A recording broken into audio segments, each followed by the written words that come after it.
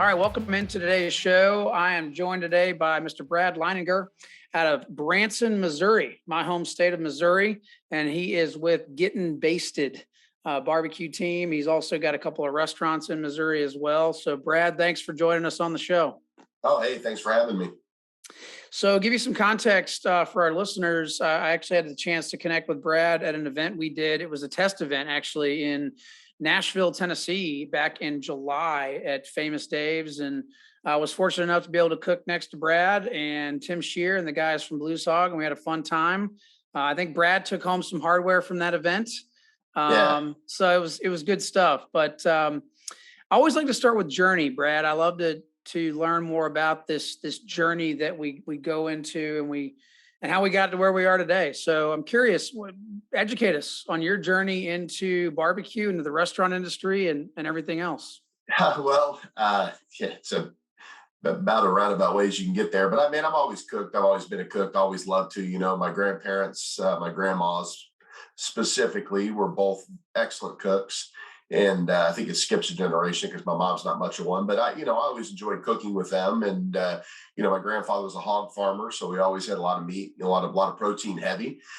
Worked in restaurants through college, like a lot of people. Actually met my wife at a restaurant, and got out of school, still kind of bartended, did some gig work there on the weekends, but ended up getting into IT, and I still cook. Got married, still always did all the cooking in the family, still did everything, and barbecued. We're in Southern Missouri, so barbecue is always a big part of that. And Pitmasters came on, in the early 2010, 2011, something like that. So started watching that with my brother-in-law, and always kicked around doing some competitions. Went to the American Royal, I believe it was, maybe in 2010, something like that, way back in the day. And as a spectator, I'd never done a competition, just went there and walked around and kind of met Johnny Trigg there and talked to a few other people. And we'd kicked around doing a contest. A friend of mine knew I'd done that. And he'd done a few KCBS events, and he was signed up for our hometown event in Springfield, Missouri, which is called Rockin' Ribs. And he had to back out the last minute. So it was like 2 weeks ahead before the event, and he couldn't go, and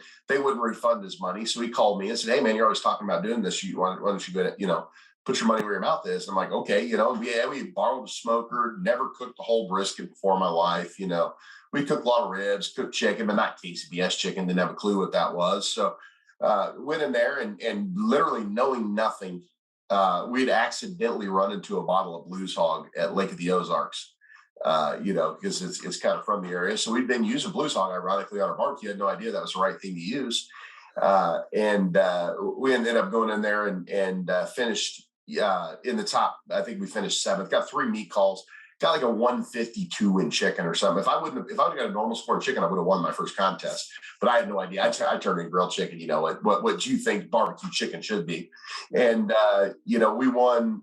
$1,000. World Food was there. Research had like a potato salad contest. It was their first year, and we won that. So we won a trip to Las Vegas and $1,000 for our potato salad to compete in the World Food Championships. And the hook was set. Our second contest we went to was actually at the Lake of the Ozarks, and ended up getting 3 meat calls there, including a second place pork, and lost to Mr. Tim Shear. That's the first time I met him.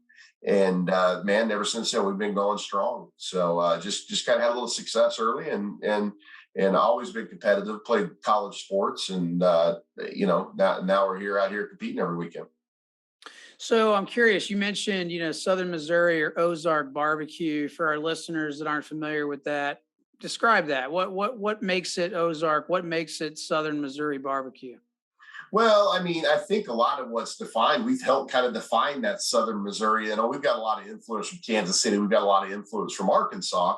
And so, you kind of get a little bit of that whole hog mentality, a little bit about of cooking, sweet sauces. So it's influenced heavily by Kansas City and then more by the South. But Ozarks, man, we've helped define it, hot and fast barbecue, cooking over open flames, doing stuff a little bit differently. Open pit barbecue is what I think of down here, poor people barbecue. So, the Ozarks, we're not really necessarily picky about what kind of meat we grill. We find on the side of the road, we'll probably throw it in our grill. But man, everybody cooks outdoors out here. I mean, it's just part of our heritage. I love that. So you mentioned hot and fast, and that is something that is it seems like it's taken the competition barbecue world by storm. I don't know exactly when that shift happened, but obviously the drum style of cooking, the cooking over the open flames has really caught on. What about that for you? Like, what about the hot and fast method for you is enjoyable? What do you like about that particular method? I love that you feel like you're really cooking, I mean, you've got to be tuned into the food and you've got to be tuned into your cooker to cook that way and do it successfully. It's not a cookie cutter cook. It's not a formula cook. It's using your senses and using your sight, your ears, your nose, using all your senses and going in there and actively cooking. I've got a pretty severe case of ADD. And so sitting there staring at a fire that I can't open isn't my style. So cooking over open flames, cooking hot and fast, man, it encourages you to get in there and play with your food. As a matter of fact, the more you play with it, the better it is. We call it burn and turn, and you're in there moving it around, flipping it around, and keeping it moving. And just that style of cooking more suits my personality than somebody that's doing something. Says, how do I cook ribs? Well, it's 3, 2, 1. Well, try to do that on a drum, man. You never know how long it's going to take. It's going to swing wildly. So I just like the interactivity of it. Yep, that is one thing I've heard consistently over and over and over again from those that love that hot and fast style is that, yeah, they said the same thing you said. They're kind of ADD like me, like you, and they want to have a little bit more action, and they also want to get some sleep, so they don't have to, they don't have to fire it up until the morning. In the early days, we just drank more. I've had to tone that down quite a bit. But yeah, I mean, I think it's bled over to all types of cooking now. I think the timing of barbecue contests. I think a lot of people. I think there's way more people now. When you used to go to them, people be cooking all night. You'd be able to walk around and you'd find people up and about at 12:30 or 1 o'clock in a barbecue contest. And now I think there's vast majority of people are starting after 4:30. Up to like us, where we're starting at 6:30 or 7 on the extreme end. But I think we've had an influence on other types of cookers because people have seen what we're able to do or don't have to stay up all night. So people have bumped the temperature up on other styles of cookers. And it seems like I'm sure they're out there, but I don't know anybody that's not cooking hot and fast now. That's a great point. And for our listeners too, to give you some idea, I mean, I don't know exactly, who can be credited with bringing the hot and fast method to the competition world, but I would say that Gettin Basted and Brad and his team of folks would deserve some credit for that, right? I mean, that's. Well, I mean, I think we popularized, we've had the most success with it. I think you can say, there were very few people doing it early. Jeff Spurgeon from KC Can Crew is a guy that comes to mind, man, that was kind of like one of the OGs that was out there cooking on these barrels. There were people that were cooking on them before, going low and slow. Jeff's the first one to kind of rip the knob off that I know of. That's kind of how Tim got introduced to it. There's a definite lineage of that. And I think what Tim and I managed to do, Tim made him pretty by making the gateway drum smoker and taking the ugly out of the ugly drum smoker. He kind of made him, he made him flashy and made him glamorous. And then we both turned around and I won on him. And I think the combination of the two, now there's a little bit of an edge and there's a little bit of, they're kind of a cool looking cooker. And then on top, man, people are winning world championships. And I think with that interactivity, man, let it. So now you go to a contest and 60, 70% of people are cooking on drums now. I was the only one doing it back in the day. Tim and I were, and like I said, Jeff would be over there cooking a contest. There'd be, you go to a contest and we go down like into your area, we go down the Southeast, man, people, they blow their minds. They never, they'd sit there, is that all you got? Yeah, man, that's all I've got, a truck with some drums. And it was really different, but now you go and everybody's doing it. And I, I'm not going to be modest about it. We definitely, I think the drum cookers and people that have businesses, drum businesses or making drum cookers, it can come back and take that market that's been created by Tim and myself. Yeah, there's no question. I mean, at the end of the day, your success speaks for itself. And, for our listeners, to give you an idea, I mean, Brad and his team have been, is it three-time KCBS team of the year, two years in a row. So 2020, 2021. I know you're knocking on the door this year. I believe you guys are in top 10 right now, if I saw that correctly. Yeah, I'm not chasing after it this year, so I won't get it this year. But, I should finish in the top 10. I'm cooking enough. I think I'm 10 to 15 contests behind a lot of those guys that are up leading. I'm taking a step back this year. But, yeah, you never know what next year will bring. So That's exactly right. And one other thing that Brad and I do share in common is that we were both on the Barbecue USA show. Brad was featured a heck of a lot more than we were, for good reason. We just started our team back in September, but I think you were on that show or 3 episodes, if I remember correctly, right? well, I was on there too. They filmed me Dude. on two. I got reserve grand at one of the other ones that was there, and they didn't put a camera anywhere near me. So it's a good show, and it was a lot of fun. And on their end, they're doing a lot of guesswork on who they think's going to do good and who's entertaining and this, that, and the other. And I think they missed on that one in Gadsden, Alabama, but it sure was fun to sit there and when you're not being, you get 2 ways to be filmed. Okay, great, I'm getting filmed. I'm going to go out there and try to win, or I'm not going to be filmed and go in there with a little bit of your chip on your shoulder. So we had fun. And then the Memphis episode, we had a blast, man. I mean, they weren't going to put us on there, but we kind of made them. So. Well, I'm glad they did, because you guys ended up taking home the world title there at Memphis in May. And for our listeners that didn't catch that, Blues Hog did win the Memphis in May competition, and Brad was part of that team. I think you guys had an incredible team out there. I mean, I saw a picture and it was probably 20, maybe 30 people as part of that. Got about 10 people that are on the core part of our team, and they're all, man. It takes an army to make that happen. For sure, it's a lot of work if anybody's ever done Memphis. Never done Memphis. That's on the bucket list for sure. Talk to me though about, we've talked about whole hog. We've talked about all these different cuts of meat. For you, if you're just cooking at the house on a Sunday afternoon, what's your favorite thing to cook? Man, we cook a lot of steaks. We're going to grill out, I mean, honestly, we don't need barbecue a whole lot anymore. Of course, this changed over the last 10 years. Back 10 years ago, we go to the lake and we throw ribs on, or we throw, we do a hog, or we do a brisket, or whatever. Never did a whole brisket, but we do a brisket flat or part of one, or we do whatever, man. I mean, just whatever we could smoke, man. We ran the smoker all the time back in the old days. But honestly, I don't know that I've smoked something for food for the house in probably 7 or 8 years. It's been a long time. So now when we grill out, we're grilling out, predominantly steaks or burgers or whatever. We'll fire up the pizza oven, something like that. Non-competition meat, right? 100% non-competition meat. Anything that you're not cooking at a competition. So, a lot of folks will get into this sport, and I think it is a sport. We'll get into the sport, and one of the things that I've recognized pretty early on is that a lot of people will say, well, it's very difficult to make money at competition barbecue. It's pretty much a loss leader. And for the most part, they're right.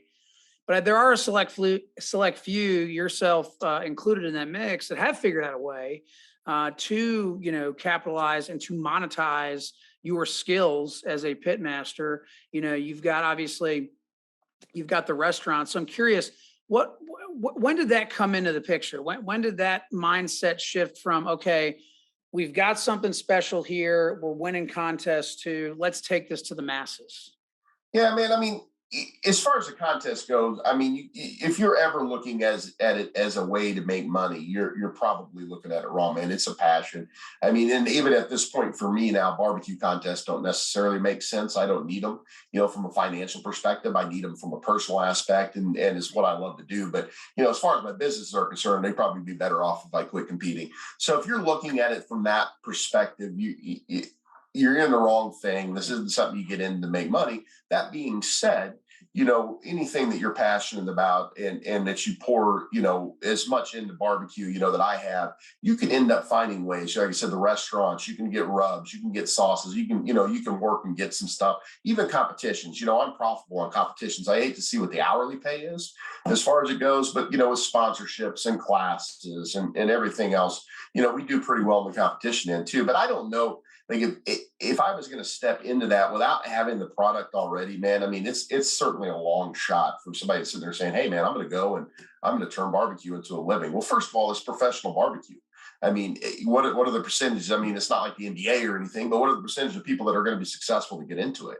I don't know what that is, but first of all, that's got to go right for you. And then you got to turn around from there and turn it into a restaurant. Your money's much better served if you love barbecue to go ahead and just open the restaurant than it is to try to go the competition route and then maybe back in the competitions back into it if you're wanting to actually make money in barbecue. my suggestion would be just to start with the job and then end with the hobby versus the other way around. But I guess it worked out for me. So it's hard to tell people not to do it that way. But I certainly got lucky, or, I don't know, lucky's the right word, but man, I've been working for 10 years on this, and we've had a lot of success, and I've had a lot of good people help me out. And I don't know that what I've done is the blueprint to monetize, competition barbecue, if that makes any sense. No, that's a really great point. I'm glad you described it that way. You put the passion before the hobby versus the other way around. And for 99.9% of the competitors that I talk to, it is a passion. That's why they're doing it. They love doing it. They love to compete. They probably competed, in their youth, whether it be sports and, middle school, high school, college, whatever. And they're just kind of carrying that passion over to the barbecue world. So let's talk about the future, right? Let's talk about, I'm curious, in your mind, in your opinion, where this competition barbecue landscape is going. And for me, I'm asking this question because for me, I want to see, so I have two boys, 9 and 6. They love the kids competitions. I want to see more of that. I want to see, more high schools get into this. I want to see this, as crazy as this sounds, I want to see it become a high school sport, right? Sure. Recognized by the individual states, just like all the other sports are. So I'm curious, just from your standpoint, with everything that you've been exposed to and all the relationships you have, where do you see this crazy world of competition barbecue going over the next 10 years? I think it needs to go to a place where I think there's a place for us. I think there's a place for the professional barbecuer, as far as with the big rigs and going out and spending $2 or $3 grand on a contest and everything else. But I think the number of people that are doing that are going to go down. I think that a sanctioning body, whether it's KCBS or Fred down there at CBA, or, Georgia or whoever, Florida, somebody needs to find an entry point for competition barbecue. And that's one of the things we're working on with the BBQ League is a way to get this stuff more grassroots. Exactly what you're saying, more where high schoolers can do it. A high school can't do what we do right now, right? Without a tremendous support, they can't do it successfully. I mean, these kids can't go out and spend $2,000 or $3,000, and that's not including equipment, not including a lot of stuff. That's a general cost of what it costs just cash in on a contest with entry fees, meats, diesel fuel. If you've got to get where all these kids sleep, I guess tents or whatever it is. But just to get them into what we're doing, a 4-meat KCBS style category, is just not practical. So I do believe that there is a hole and there's a niche there, and I believe somebody's going to fill it. And I think it's for more grassroots barbecue competitions, because I think the demand's there for a entry level event. I'm not sure how much the demand is still there for 4-meat. I mean, I think there's always going to be somewhat of a demand, but I think that's kind of waned a little bit just with rising costs and with the intimidation and difficulty of it. Yeah, that's exactly right. I think it is a fairly high entry point, and I also think that sometimes, I've noticed, at least, where competitions, typically are usually piggybacking on with some other sort of festival, Sure. whatever it may be. And I've noticed that there's a separation starting to occur between the festival and the contest. Always has been, and it doesn't take those festivals very long to figure out what their most expensive portion of their event is and what their lowest draw, what's the most headaches, and what draws the least number of people. And it's invariably the competition. So these festivals go on, they lose the competition side of it, and they go on without us because they don't need us, because we're difficult to deal with. We need power. We need that, and it just ends up being like all these people are coming out. We don't really, and it's not really our fault, but as competition barbecues, we don't add anything to these festivals, right? We don't teach anybody anything. We don't show anybody anything. We don't feed anybody anything. We don't, you know what I mean? And so at some point they're like, well, why am I having it? I can't tell you how many festivals over the years that I've seen it just do away. Unless the organizer is somebody that loves competition barbecue or that, then they keep it. But it's like at some point you're just like, man, why am I even messing with these guys? Let's have a festival without them. And so I agree with you 100%. We as barbecue, and I know, Rod Gray just stepped in as the CEO. I think we've got a real problem with our product. I mean, I think our product is very good at, in a parking lot, determining who the best barbecuer is. Right. And as long as that's all we're asking out of our product, then I think we're fair enough to go, right?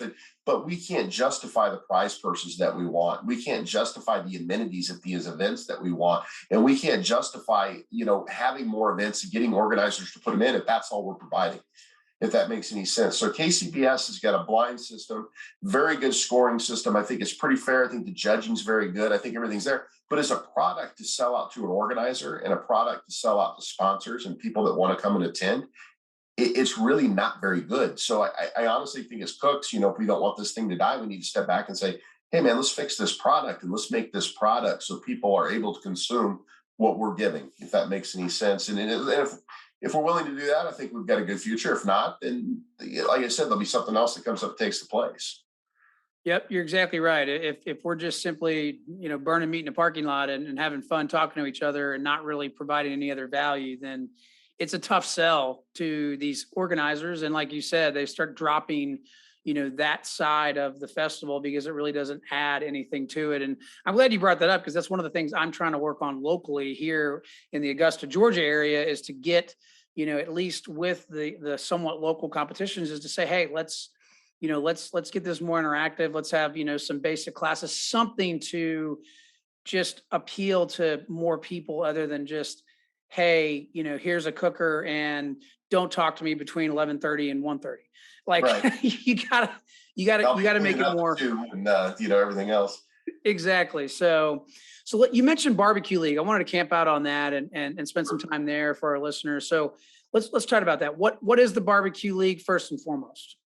I mean, right now the BBQ League is, we've kind of evolved as we've gone. But right now, man, what we're trying to do is be an educational, one-stop shop for your barbecue, kind of needs. Right now, we've rolled from we were doing some lots of live events before COVID hit, and when COVID hit, we kind of rolled into a more virtual community. We're getting ready to get back into some of these actual physical events, but we're trying to do we were sitting there with Tim and I were sitting at the KCBS banquet, and I believe it was 2017.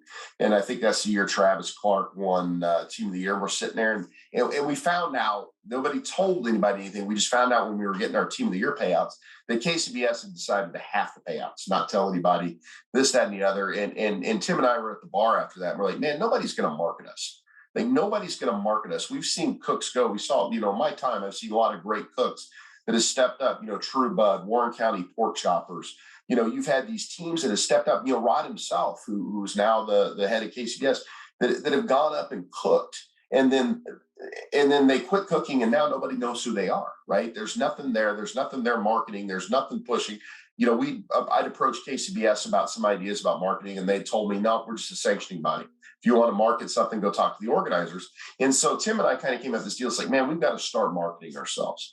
And so the BBQ League was born out of that. And so that's what we're trying to do, both with physical live events, which the thing we did out there, working with Famous Dave's, Tim had helped put that together. And that's one of the things, having some actual physical events, but then also having an online community where people can go and see competition barbecue, and competition cooks can market themselves and hopefully have a market for the products and themselves, not having to go out and cook 50, 60 contests, and kill themselves, chase Team of the Year points and everything else. And, we've evolved here and there, a little bit here and there. And I think we're going to get into some grassroots events here coming up next year. We've got some announcements coming about that, but really our whole purpose is to market cooks and to market competition barbecue. I love that. So just so I'm clear, and just so our listeners are clear, it is, you guys exist to help market competition barbecue. Is it then, are you more like a consulting agency where, you're helping them? No, so we're not. We're trying to. We're mostly through content, right? Yeah. So we're trying to get content, expose content, work with sponsors, get the word out. We're more. We're not taking on barbecue teams and helping them market themselves. If you're one of our teams, we bring you. It's like we're charging anything. We just come in there. We're trying to get content. We're trying to push that content out to the public. We're trying to expand. Make the boat float as it is. Expand the umbrella of who's inside a competition barbecue and who cares about what we do on Saturday. We're trying to expand that out. That's exactly right. And one thing I noticed very early on, especially when it comes to social media and marketing and branding, is that some of the best teams in the country are either not doing their social media marketing very well, or in some cases, not at all. Sure. And, like you said, it's great, inside the community of barbecue teams. It's great. Everybody knows who they are. But outside of that, no one really knows who they are. And, what's interesting is, I've had a lot of people ask us, well, how did you guys, how did you get filmed on Food Network? And I said, honestly, I really don't know why they picked us, to be totally transparent. But Sure. I did ask the producer point blank when we were down there. I said, you know, I'm curious, like, why us? Like, seriously. Like, and the answer was, look, we researched you guys, and you guys are very, very prevalent on consistent on social media. And one of the things I told myself when I started the team is, I said, we may get our butts whipped, in a parking lot every single weekend. I'm not okay with it, but it might happen. But we're not going to get whipped on social media, because that is entirely within our control. And Sure. there's so many things at a barbecue contest, as having done hundreds of them, I'm sure, that are way outside of your control. But yet the social media aspect of it is entirely in your control. And so I love to hear that, you guys are helping with getting the content and explaining the importance of it. Because a lot of what I hear when I explain to teams, and again, I'm no expert, I just put content out there, and some people like it, some people don't. But I hear, well, what do I put out there? How do you get all this content? What do I do?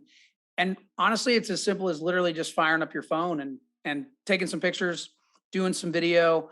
And you're really good at that. You've got that the confidence, the swagger, right? And I think some teams perhaps lack a little bit there. So to hear that you guys are trying to help them with that is awesome, because yeah, I mean, I don't sugarcoat it. The competition world, as far as barbecue, I think needs a lot of help in that Sure. realm.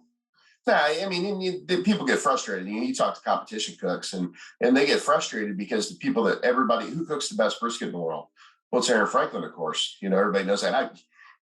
No, I'm not taking anything from Aaron. Aaron's been very successful in his restaurants. Aaron, I'm not tearing Aaron down. I promise you, the average comp guy would blow his doors off cooking a brisket, and understands the technique, a lot of things that happen. Now, Aaron knows his world, knows what he does, knows a restaurant brisket. Right. Again, I'm not trying to disparage what he does.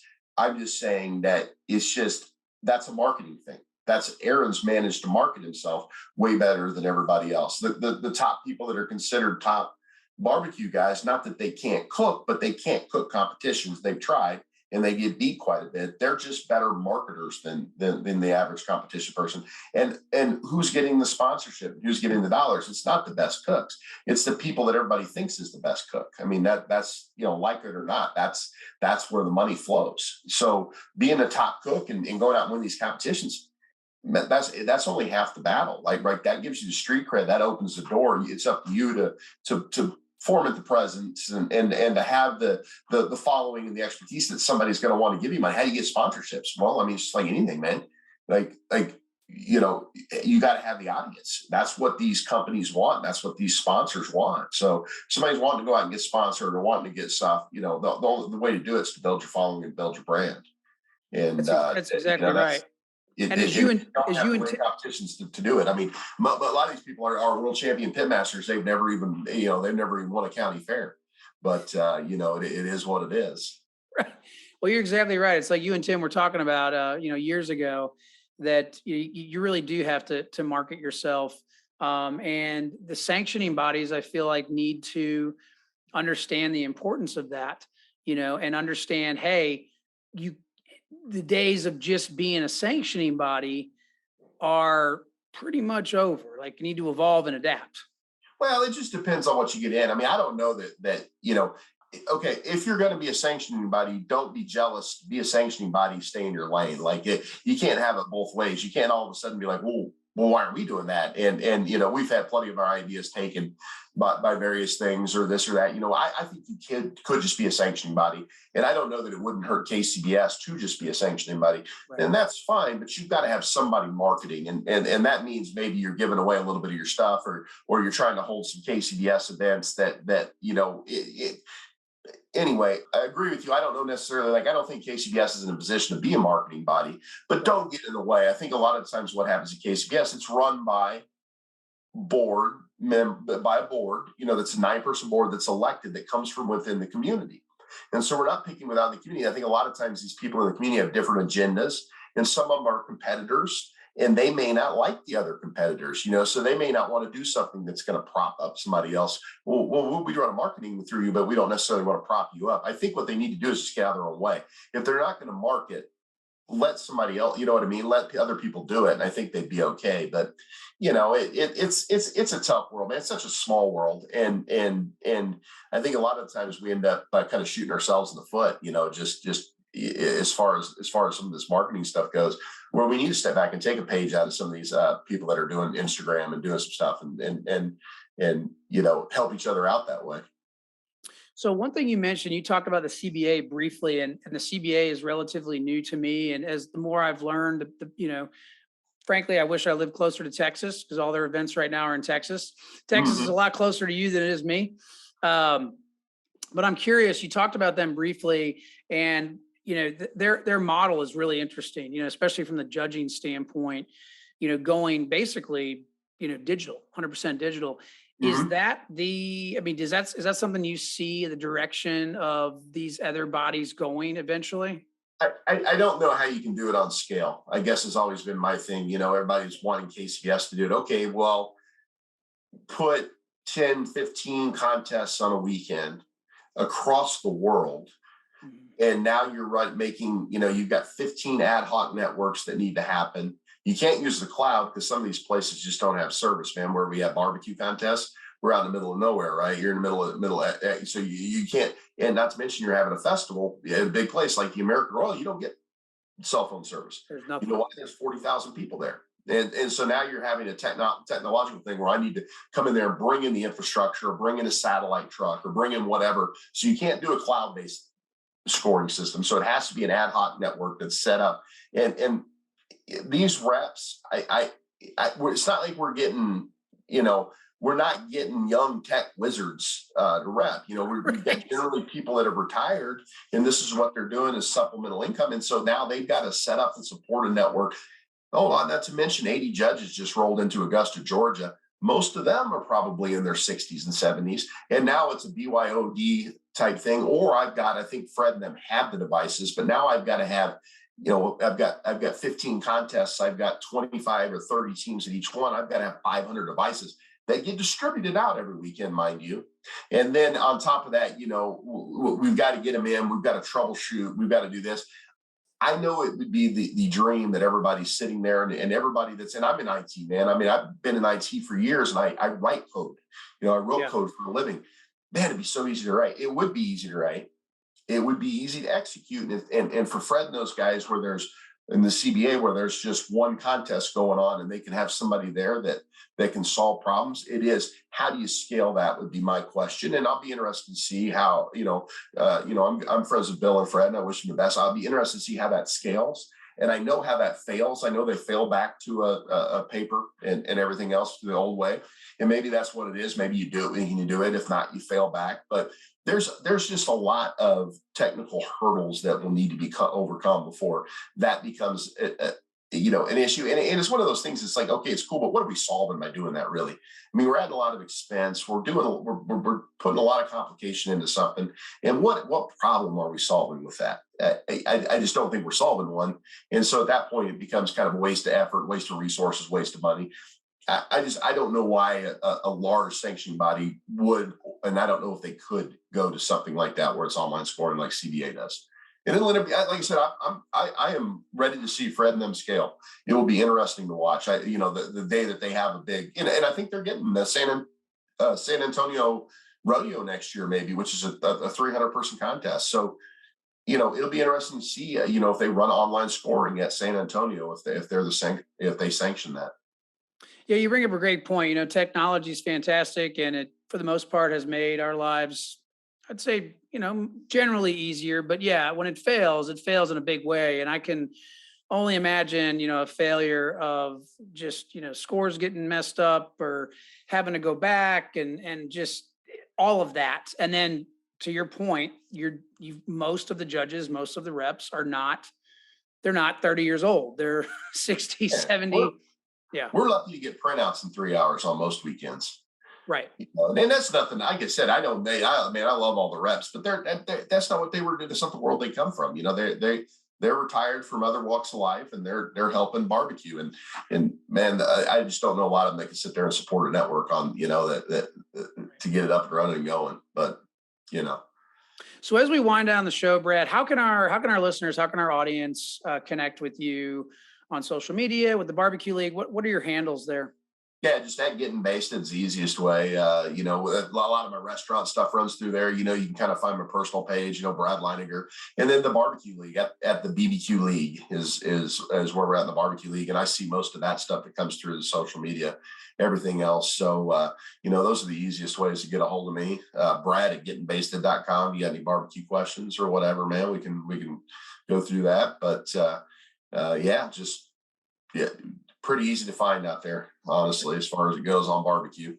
He is, absolutely. And we'll have all those handles as well as links in the show notes for our listeners so they can easily reference those. And so the last question I have, it really revolves around legacy. It's one of my favorite questions to ask. And so from your standpoint, if we fast forward 100 years, well, both you and I won't be here anymore. Sure. What do you want people saying about Brad as it relates to barbecue? What do you want your legacy to be?